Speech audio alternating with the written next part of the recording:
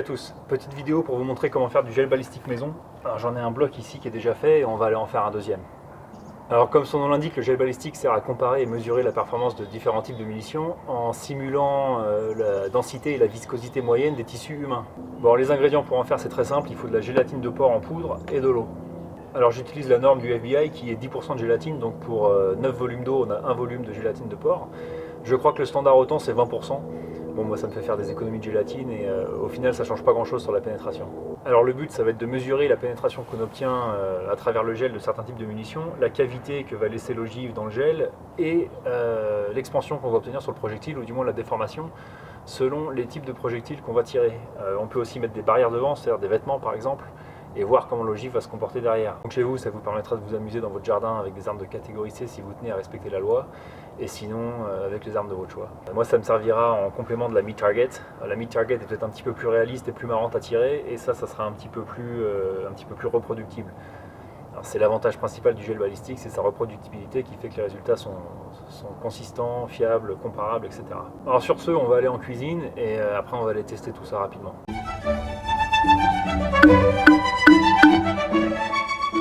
Alors j'ai porté de l'eau à ébullition et j'en ai mis à peu près la moitié de côté, juste parce que j'arrive mieux à mélanger la gélatine quand il y a moins d'eau. Et là c'est vraiment la partie la plus délicate, c'est de mélanger la gélatine sans faire de grumeaux. Toujours délicat. C'est toujours délicat. Hein? Ben quoi délicat? Je te dis c'est toujours délicat. Ben oui. Donc on en verse un tout petit peu à la fois, donc l'eau chaude c'est parce que la gélatine se mélange beaucoup mieux dans l'eau chaude. Et là j'en mets un tout petit peu et je mélange. Alors ça met beaucoup plus longtemps mais on a beaucoup moins de grumeaux, donc on perd moins de gélatine et on conserve nos proportions, parce que forcément si on perd une cinquantaine de grammes de gélatine qui sont des gros grumeaux dégueulasses dont on n'arrive pas à se défaire, voilà, on n'a plus nos 10%. Voilà, j'ai fini de mélanger, il n'y a pas beaucoup de grumeaux, il y a beaucoup de mousse, beaucoup de bulles, donc on va laisser reposer un petit peu et après on va mettre ce récipient là directement au frigo pendant quelques heures, le temps que ça durcisse, et après on va le refaire fondre à feu très doux et voilà, toutes les bulles qui sont prises dedans devraient partir de cette façon, quoi. Voilà, au bout de quelques heures de frigo, ça a bien durci. On voit que quasiment toutes les bulles sont parties, il en reste un petit peu à la surface. Donc là, je fais fondre ça à feu très doux. On va couvrir et au bout de quelques minutes, ça devrait être fondu. Et je pense que les dernières bulles vont partir. Bon, pour que ça fonde plus rapidement, je casse la gelée à la main, je fais des petits morceaux avant de verser dans le moule final. En attendant, je prends une huile de cuisson en spray, je vaporise les parois du moule pour que le bloc soit plus facile à démouler. Alors là j'ai une vulgaire caisse en bois en contreplaqué, j'ai mis de la peinture en latex à l'intérieur et j'ai étanchéifié les angles. Je recommande d'utiliser un moule en plastique, c'est plus facile à démouler, les parois sont souples, mais bon, ça change pas grand chose. Donc voilà, ma gelée est bien liquide, les bulles d'air sont parties et on verse dans le moule. Voilà, on a une belle texture, donc il n'y a plus qu'à laisser ça au frigo plusieurs heures, démouler, et c'est parti. Donc là en l'occurrence je vais le laisser toute la nuit et on ira tester ça demain. Donc voilà, après une nuit au frigo, il est bien dense, bien dur, il est assez sombre, il existe de la gélatine transparente, j'essaierai de trouver ça la prochaine fois, mais pour les petits tests d'aujourd'hui ça va suffire, donc on va aller essayer ça. Bon, on va transporter les blocs en glacière. L'avantage de vivre à 1500 mètres d'altitude, c'est qu'on la remplit à peu de frais. Voilà. Wouh! Qu'est-ce qu'il faut pas faire pour tester 2 blocs de gel balistique? Heureusement qu'on est en 4x4.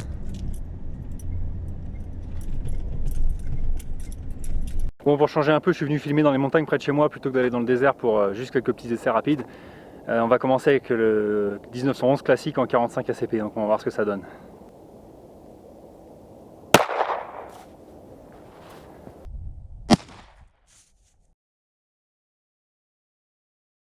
Alors qu'est-ce que ça donne? Ma foi, en voilà une belle cavité. On a à peu près 14 pouces de pénétration, donc c'est que le gel est bien calibré parce que ça correspond à ce qu'on voit généralement avec le 45 ACP. On a vraiment un beau champignon. On va aller creuser un petit peu tout à l'heure pour le récupérer. Mais voilà, ça marche impeccable. Même si c'est assez foncé, on voit bien au travers. Ma foi. Bon, pour s'amuser un peu, on va tester avec un autre calibre que je vais vous présenter bientôt. C'est le 22 TCM. Je ne crois pas que ça existe en France. Dites-moi si je me trompe.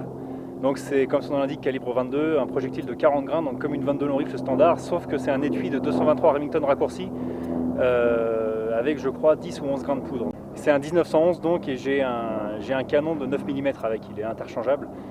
Et mes organes de visée sont réglés pour le 9 mm, donc j'espère que je ne vais pas rater le bloc à cette distance, ça m'étonnerait, mais bon.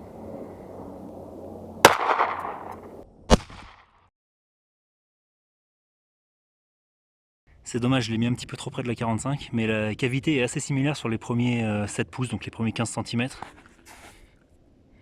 Et on a pénétré un petit peu plus, on est arrivé jusqu'à 16,5, 17 pouces quoi. Pas étonnant parce que c'est un projectile vraiment très rapide. Bon, maintenant qu'on est là, autant lui mettre un petit coup de 22, les fameux Stingers. Je vais essayer de viser un petit peu plus bas. On va voir avec la GoPro en haut si ça rend mieux. J'espère que c'est pas parti dans la table. Et si. En tout cas, je sais pas si vous arrivez bien à voir l'expansion sur le 45. Alors je sais ce que certains racontent au sujet de ce calibre, mais c'est quand même impressionnant. Bon, il n'y a que 2 projectiles à récupérer. En voilà un.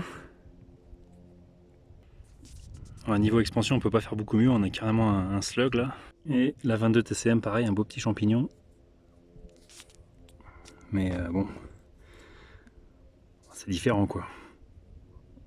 Alors il faut savoir qu'un vrai bloc de gel balistique ça coûte dans les 120 $, donc ils sont un petit peu plus gros que ça, mais là j'en ai pour 10 $ pièce. Il faut savoir qu'on peut le faire refondre une dizaine de fois avant qu'il pourrisse quoi. Évidemment c'est de la matière organique donc ça finit par tourner, mais voilà, c'est réutilisable donc c'est bien pratique. Conclusion, bah encore une fois bien pratique ces petits blocs de gel balistique, 10 $ pièce, des résultats fiables. Le FBI calibre son gel avec des billes d'acier de calibre 4,5 mm, projetées à 590 pieds par seconde avec une tolérance de plus ou moins 30 pieds par seconde il me semble, et il cherche à obtenir une pénétration d'environ 8,5 cm. Voilà pour info, si vous voulez en faire chez vous. Ah ouais, là je suis concentré. Là c'est pas la même mélodie. On n'a pas envie de se retrouver 1000 mètres plus bas. Hop, tranquille. Bon, ça passe, mais voilà, faut pas être distrait, genre faire une vidéo YouTube en même temps, un truc comme ça. Ouh, des fois ça part un petit peu. Bon, sur ce, merci d'avoir regardé et je vous dis à la prochaine.